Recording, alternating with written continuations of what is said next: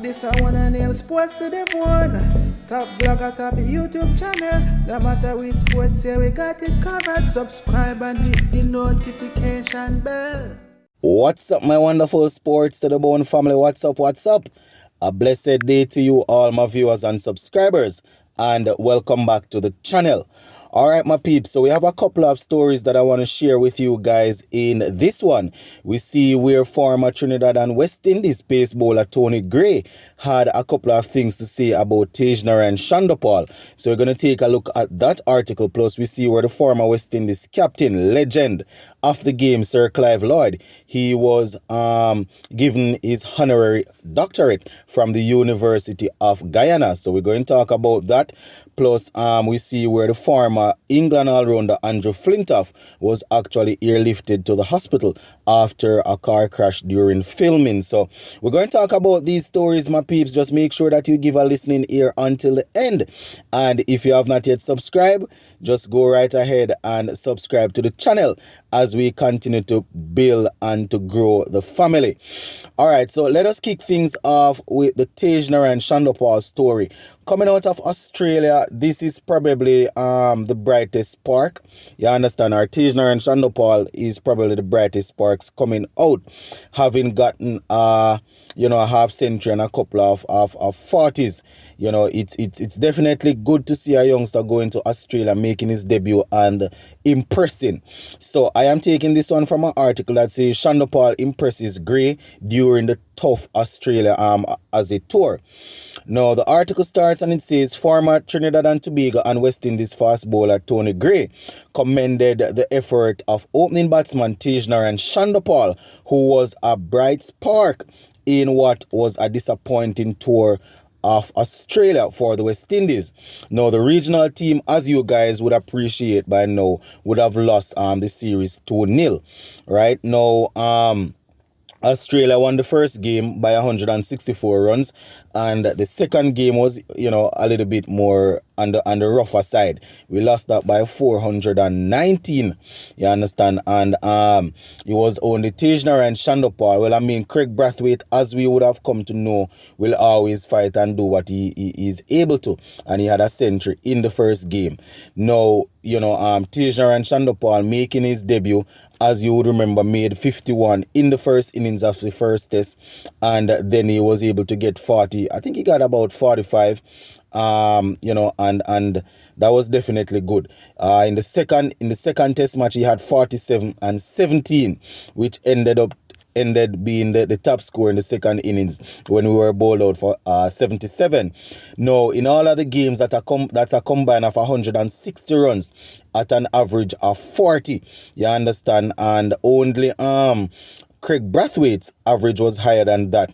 I think he averaged 49, having scored 196 runs or somewhere thereabout. Tagenarine Chanderpaul's strike rate wasn't too bad either. He was striking at 47.76. Now, this is what Tony Gray had to say, and I quote: "First of all, Chanderpaul was very impressive. He scored a 50 in his first test innings in Australia and a bouncy fast track in Perth." Right? He went on to say that is an absolutely brilliant tour for him, because obviously it is his first tour. He is playing in Australia, who is perhaps the best balanced team in the world in test match cricket at the moment. You understand? He went on to say, having to face Mitchell Starc, Pat Cummins and Josh Hazlewood, who are very, very good, who can be considered as legends of, who will be considered as legends at the end of their career, was impressive, right? He went on to say that that is a formidable bowling attack on pitches that suit their type of bowling, which is an aggressive type, direct bowling. Chanderpaul has done a marvelous job, fantastic job. He has come from slow, low wickets in the Caribbean, and he's been able to make that mental and technical transition very quickly against a potent bowling attack. And I agree, my viewers and subscribers, I definitely agree that, coming from the Caribbean and going over to Australia and playing against a team like this was no easy feat. You understand? He went on to say the other batsmen clearly have technical issues, separate and apart from Craig Brathwaite, I would assume. So he went on to say, if you have technical issues, you are not going to have confidence, especially against the likes of Cummins, Stark, and Hazelwood. And then you have Cameron Green, and then you have the likes of Nathan Lyon. The West Indian batsmen, first of all, have to improve on their back foot technique against faster bowlers. Chanderpaul showed us that type of batting technique like Brian Lara had and his father Chanderpaul had. You see, when I was watching the games in my peeps, that is definitely something that I noticed. Not only the back and across technique, but for example, when he was going to pull or hook the ball, you would see the foot, the back foot moving across the half stump, getting in line with the ball and pulling the ball, not just standing all the way to not just standing all the way to leg stump and trying to pull the ball over leg, getting your body in the right position and pulling the ball.